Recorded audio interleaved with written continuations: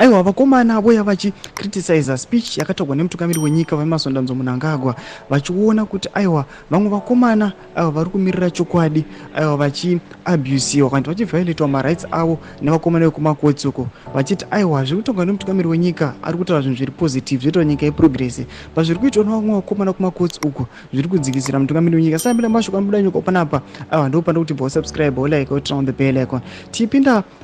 paendo panapa pax endo panobuda nyika pachinzi while the president of Zimbabwe was delivering a state of the nation address.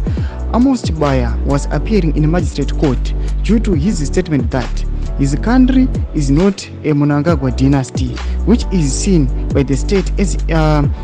incitement of violence. This is an example of how freedom of expression is suppressed. Vanhu vaposta picture remutungamiri wenyika achipa in address vaposta Amos Chibaya ari captured ari musungwa panapa vakomana kuyataura nyaya inoratidza kwazvo vachiti aiwa vakomana kumakotsi panapa vari kuyasuppressa vari kuya vachiabusa marights evanhu vachiti aiwa Chibaya ane right yekutaura zvaanoda zvekuexpressa mashoko anoda but vakomana ava vari kuya vekumakotsi vari kuya vachibata mukomana uyu vouya vachimukepcha vachimuisa musungwa kunyange zvake ane freedom ane right yekuexpressa zvaanoda zvaanga achiona kuti aiwa kana pane panoda kugadzirisiwa ava vakomana munofanira kugadzirisa nokuda kwokuti Chibaya ari kumirira vana Jameson Timber achiti aiwa vakomana nevamwe mapolitical prisoners the regime inofanira kuvaburitsa mutungamiri wenyika afanira kuona kuti ava vakomana vezVRP nevakomana vekumakotsi uko zvavari kuita hazvina kunaka just because they are just capturing vanhu vasina kana mhosva vangoramba vachingova-detaina vachiisa musungwa. Kutidzai mafungiro enyu munoti kudii pamusoro pekukepchiwa kwatiri kuona kuitwa aiwa main aids